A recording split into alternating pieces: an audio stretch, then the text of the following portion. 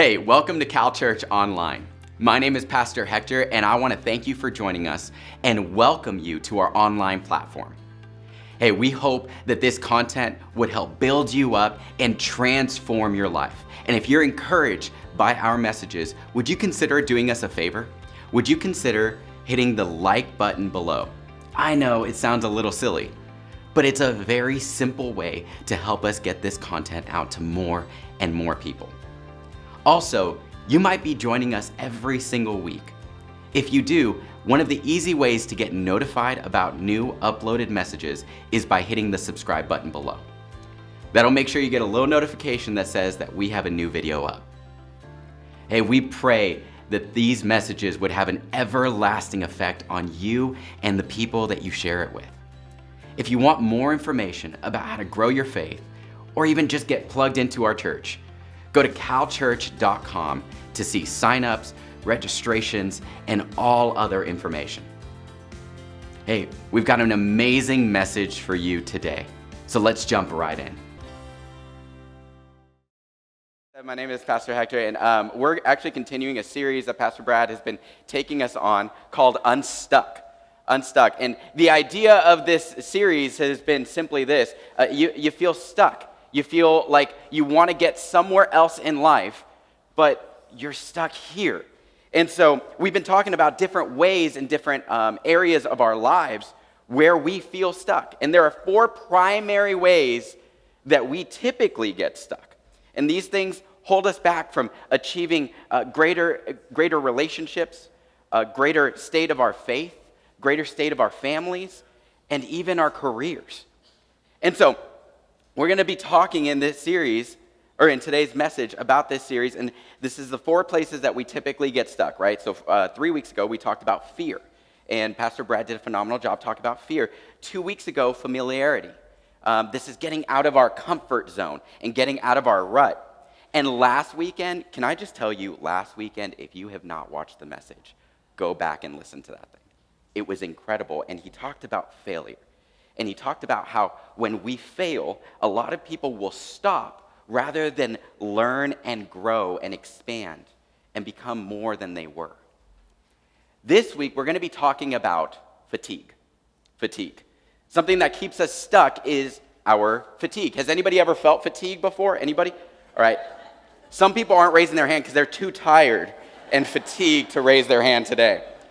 But fatigue, it can manifest in a lot of different ways, right? One of them is physically. Physically, we typically see this happens when we have this feeling like we get up, we get ready just to go take a nap, right? Because we're so tired. Another one is emotional fatigue. This is where we just don't have the energy to deal with our feelings. The other one is spiritual fatigue. Spiritual fatigue is when you're too tired to pray.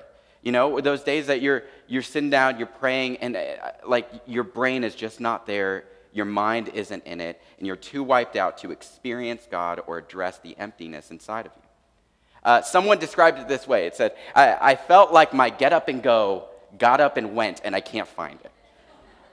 That's kind of that feeling of fatigue. I just don't have that pep in my step anymore. And there's a classic Bible passage that I want to look at by an ancient prophet named Isaiah. And he says it this way. I'm going to post it up right now. There we go. Have you never heard? Have you never understood? The Lord is the everlasting God, the creator of all the earth. He never grows weak or weary. No one can measure the depths of his understanding. He gives power to the weak and strength to the powerless. Even youths become weak and tired, and young men will fall in exhaustion. But those who trust in the Lord will find new strength. They will soar high on wings like eagles. They will run and not grow weary. They will walk and not faint. Now, this is a promise from God. And you might say, well, I'm somebody that trusts God. Why am I not experiencing this? Why is it that I'm getting more fatigued than I should? Well, we're going to address a few of those today. And so the first one, we're jumping right in. The first one is because I carry what I should not carry. I carry what I should not carry. I don't know if you know this, but your heart muscle actually exerts way more energy and way more strength when you carry weight that is not naturally yours to carry. This is what happens is the heart wears out faster. This is a physical example of something deeper. You see, we wear out faster when we carry things that we weren't meant to carry, when we carry things for other people. Now, you might be saying, well, aren't we, trying to help people? There's a good intention. We want to help people during their tough times. And I will reply with this. Carrying things with people is different than carrying things for people, especially when those responsibilities are theirs to carry. We end up becoming codependent or even enablers because we carry it for them. As a result of this, the other person never actually gets to grow up. They never get to accept responsibility. They never get to face their addiction. They never get to learn financial responsibility. And because of the fact that we carry things that we should not, and they don't get to carry it at all. I had a family member recently that experienced this. He was younger, and he put a bunch of money on credit that he didn't have, right? And one day, his parents came to him and said, hey, let's just help you out. Let's pay it off for you. And he said, okay, no, that sounds great. They pay it off, and a year later, he's back in debt. And so now he's back in debt, he's working hard, and at this point, he's learning how to pay off his debt. He's learning how to live within his means. And then his parents come back to him and say, hey, let's pay off your debt again. And he responded in a way that I didn't expect him to respond. He said this, no, I want to learn the lesson of paying it off myself because the lesson not learned will cost me more than the debt I pay off. Sometimes when we carry more, we don't actually help anyone. We just live exhausted. There's a guy named Moses that was leading 2 million people in the Bible. And he was trying to get people from where they were to where they were in a stuck position to something better. He took them from being slaves in Egypt to a promised land. And that task of leadership to take this many people somewhere else was really, really difficult. And in desperate fatigue, Moses goes to his father-in-law and says, I'm done. I'm ready to resign.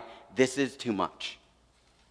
And his father-in-law looks at him and he says, buddy, the problem here is that you're carrying it all alone, rather than delegating it and allowing others to carry some of it with you. Look at how he actually says it in the scriptures. He says this, you are going to wear yourself out, and the people too. This job is too heavy a burden for you to handle all by yourself. When Jesus was confronted by people who had tried to keep getting others to carry the rules of religion, they kept giving them the do this and don't do that. They gave him piles of structure and bags of ritual and just fears. Jesus finally says something. He says, dude, relax. That's not what God had in mind. He wants a relationship with you. He doesn't want to place a religion upon you. You see, you're carrying all this stuff and you shouldn't have to. There's a paraphrase of this exact same thing that I absolutely love. He says it this way. He says, are you tired, worn out, burnt out on religion? Come to me, get away with me, and you'll recover your life. I'll show you how to take a real rest. Walk with me and work with me. Watch how I do it. Learn the unforced rhythms of grace. I won't lay anything heavy or ill-fitting on you. Keep company with me, and you'll learn to live freely and lightly. Two things I really love. He says, one, I won't lay anything heavy or ill-fitting on you.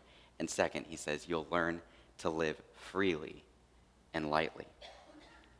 We can't do all of this, what he's asking us, if we're carrying things we weren't meant to. So I have to ask you this morning, are you carrying anything that's really not yours to carry? Are you taking up all the parenting while your spouse is taking a pass? Are you carrying all the responsibility for the business and nobody else is taking up any? Do you keep watching friendships that you keep putting in so much effort and keeping them intact, and it seems like they couldn't care less? And you're doing all the chasing. there comes a time in life where we have to lay these things down. Lay down the stuff that's wearing us out, because it wasn't meant for us to carry all by ourselves. Jesus doesn't want you to, then why should you? You see, if you want to get unstuck, if you want to get from here to where you want to get to, you're going to have to learn to travel light. You're going to have to learn to travel in a way that lives freely and lightly. And can I also tell you this? There is no reward in heaven or on earth for being exhausted. There's just not. Next one is this. Why do I get so fatigued? Well, I worry when I should not worry. I worry when I should not worry. So it's been discovered that worrying actually produces accelerated brain aging, depression, we kind of could have guessed that one, accelerative cognitive decline, and a plethora of neurodegenerative diseases that make your brain die out sooner.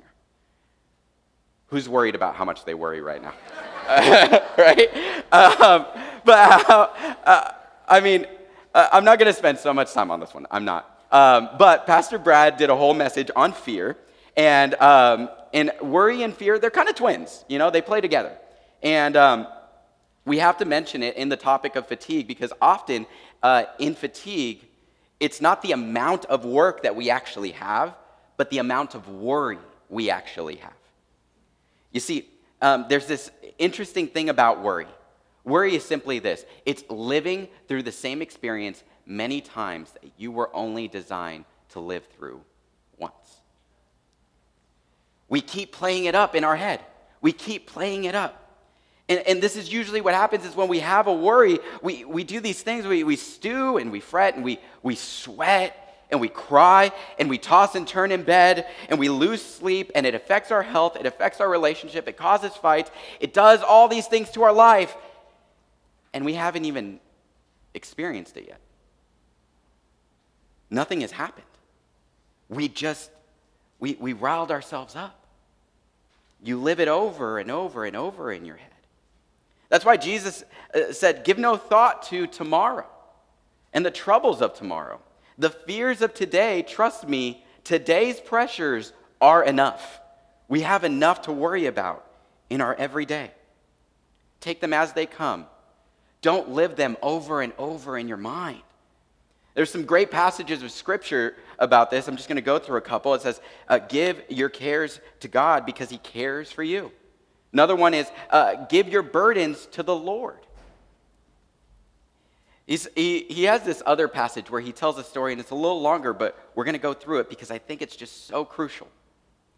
He says this, that is why I tell you not to worry about everyday life, whether you have enough food and drink or enough clothes to wear. Isn't life more than food, or your body more than clothing? Look at the birds.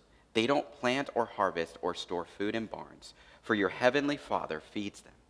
And aren't you far more valuable to Him than they are? Can all your worries add a single moment to your life? Actually, I'm going to interject and say, no, and worse, it actually takes from your life. And why worry about your clothing? Look at the lilies of the field, how they grow. They don't work or make their clothing. Yet Solomon, which was an ancient king that had a ton of money, in all of his glory, was not dressed as beautifully as they are.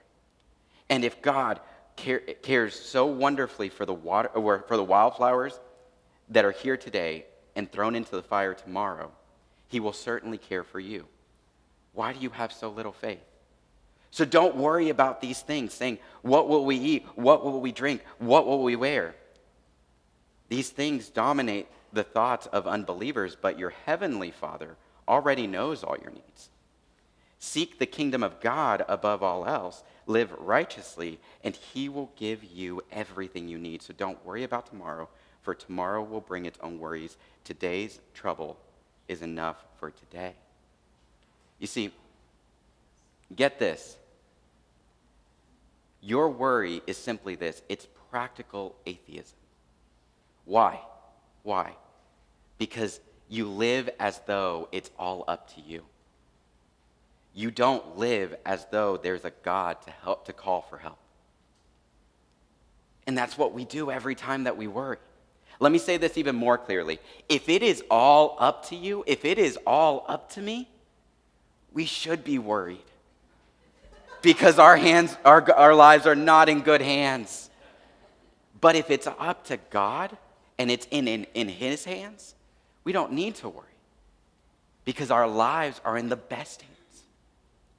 When you carry what you should not carry, when you carry what you should not carry, you lay it down before God, right? So when you worry about what you should not worry, the same principle applies. You lay it down before God. You let him take control. I get fatigued when I hurry when I should not hurry. I hurry when I should not hurry. Listen to this. God has given you enough time today to accomplish what he wants you to accomplish today without hurry. How do I know this? Because Jesus himself accomplished everything that the Father wanted him to accomplish. Everything on earth. In about 3 years, he did it all. And at the very end, we know this because on the cross, he says, "It is finished." And guess what? Jesus never hurried. He never hurried.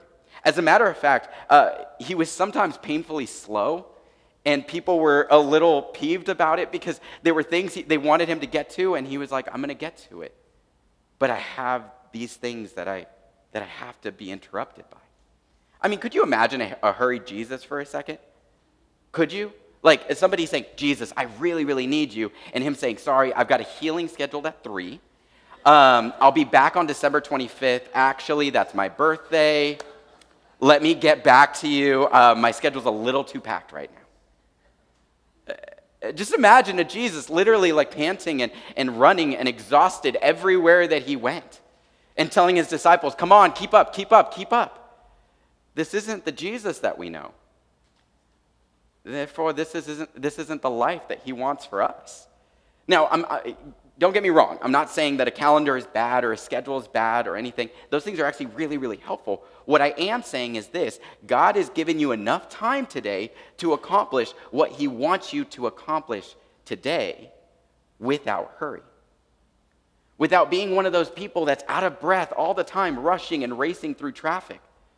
Through terrible, terrible traffic in this town. Showing up to every meeting feeling exhausted, and you don't understand why. Well, it's because that's not God's will for you. That's not what he wants for you. It's either that you've added some stuff to your day that God has not planned for you, or you're running scared. You're running scared, and you're motivated by fear to accomplish everything because of the fear of what happens if you don't. Because of things not being provided for. Do you know the story of the lion and the gazelle? The lion wakes up every morning knowing today, if I want to eat, I'm going to have to outrun the gazelle. And every morning, the gazelle wakes up knowing today, if I want to live, I'm going to have to outrun the lion. So whether you're the lion or the gazelle, you better wake up running. Because that's just your life. But you're not a lion or gazelle. That's not God's will for you. So what do we do? Well, something we can do is this. Each day, I would encourage you to pray over your tasks. Pray over your schedule. Look at what you've committed to. And see if there's margin in your life for something that God might bring. I would call it this, a divine interruption. A divine interruption. Time for God to bring a person, time for him to bring a need across your path that doesn't wreck your schedule, that doesn't wreck your day. When you plan, go in thinking in this mindset. I must plan space in my day so that I can keep a steady pace in my life. Here's the final one. I get more fatigued when I work when I should not work. When I work when I should not work. So one of the first practices that God actually models for all of us is the rhythm of work and rest. And God, in the creation story, he works for 6 days, and then he rests for 1. And then, in case we didn't catch it, He tells us later it's a command. And he says, this is an important thing to do. And this is how he says it. He says, remember the Sabbath day. Now, the Sabbath day was a day, yes, for your body to rest, but it was also a time to renew your relationship with God, to refresh your soul. And it's called a day of rest, and there was so much included into it, but yet today, the only thing we remotely do is rest from work. We take a weekend off, maybe, or take a day off, hopefully, and then maybe, if we're fortunate, we even take a vacation. But not doing work is not the only part of that. The vastly more important part is the renewal of our relationship with God and the refreshment of our soul. We're fatigued because we work so many hours, we've worked so many non-stop days, and we come to the weekend, and this is naturally our thinking. I got to sleep in. I'm tired. I've got to sleep in. My body needs it. But underneath that is something even deeper. Because even when your body gets rest, something is being depleted, and that's your soul. And it's getting fatigued. So then we say things like, well, I didn't come to church, or I didn't go to that thing for a time of worship because I was too tired. Well, instead, we need to realize, no, I am tired, therefore I need that. I need to refresh my soul. I need time with the Lord. I didn't pray today because I'm too tired. No, when you're tired, it's the day to pray. It's the day to seek God. More and not less. You see, David discovered this, an ancient king, and he says it this way: it's the Lord who renews my strength. It's the Lord who renews my strength. A physician in the New Testament actually wrote a good portion of the New Testament for us. And he says it this way. His name is Luke. He says, times of refreshment will come in the presence of the Lord. Psalms 91 again says, those who live in the shelter of the Most High will find rest in the shadow of the Almighty. Again, the very words of Jesus in a different version of what we read earlier says this: come to me, all who are weary and carrying heavy burdens, and I will give you a real rest. This is because we have misinterpreted rest. And he's saying, no, I could make you feel so much more refreshed. So much more refreshed than sleeping in on a Sunday, or going to that bowling league, or that hobby that you love, or that night, that club that you went to that night. Because it was a long week of work and I just needed to do something fun. It's actually time in the presence of God that renews us, that refreshes us. Psalms 46 actually says this. He says, be still and know that I am God. The other part has its place. Like resting, that's actually a really great thing. Vacations are a great thing. But what I'm saying is that in the presence of the Lord, in the worship of the Lord, you will find rest for your spirit. Now, I want to ask you some personal questions. And then I want to encourage you. There's like a little affirmation at the end of your sheet. If you're not going to take that paper home, can I ask you to do something? Take a picture of that affirmation at the very end, okay? And read it to yourself this week. Read it in a mirror. Read it to somebody else. Say it out loud, not because there's anything magical about saying it out loud, but it becomes more real to you. But first, I want to ask you these questions. You ready? The first one is this. Are you ready? Yeah, okay. What is so heavy upon you right now that it's wearing you out? What is so heavy upon you right now that it's wearing you out? The real question is actually this. What are you carrying alone that's not yours to carry at all? The second one is this. What are you worried about? What are you consistently playing back in your head that's stealing your sleep and robbing your joy during the day? What's that thundercloud, that storm that's coming after you all the time that you see from a distance and you just don't know what to do about? Can I ask you this question? Can your worry stop that storm? Can your worry stop that storm? Are you living through the same experience many times over and over again? And are you getting tired of it? Are you worried because you don't trust God to handle it? And this might be a legitimate one. That you've seen moments where you're like, God, I really wanted you to show up, and I didn't see you show up. Can I tell you, these are open conversations with the Lord. These are open conversations with his scripture. But I'm telling you, the best place to live is in his hands. How about the pace of your life? How much is hurry a part of your everyday? Are you tired of the pace of your life? Do you feel like you can't even get to everything in your schedule? Are you tired of this out-of-control merry-go-round, and do you just want to hop off? When you consider that Jesus never hurried, he never rushed, how out of line are our lives from the rhythm of Jesus' life? Finally, how committed are you to the refreshment of your soul? I mean, you might say, yeah, I take some time to myself. I take a nice little bath every once in a while, really refresh. But how committed are you to Sabbath? A weekly renewal of your relationship with Jesus, the filling up of your spirit. To bring these issues together, I'm telling you, this really, really cool affirmation, take it with you. Find a moment, even maybe in the car today, and let it be something that you're saying to yourself, yes, but you're also declaring to God. And let it change something for you. I'm going to ask you to pray real quick with me. God, thank you so much for today. Thank you for introducing us a real rest. To get rid of our fatigue, to get rid of all of this junk in our lives that we get so tired of. That we could focus our lives on the things that really matter. And that we would be able to get a pep in our step again. That you would bring an energy to our life again.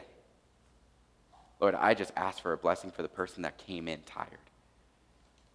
That you would renew their spirit today. It's in your name we pray. Amen.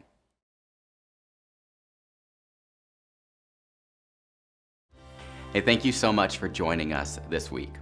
We hope that you walked away feeling built up with practical ways to see a transformed life.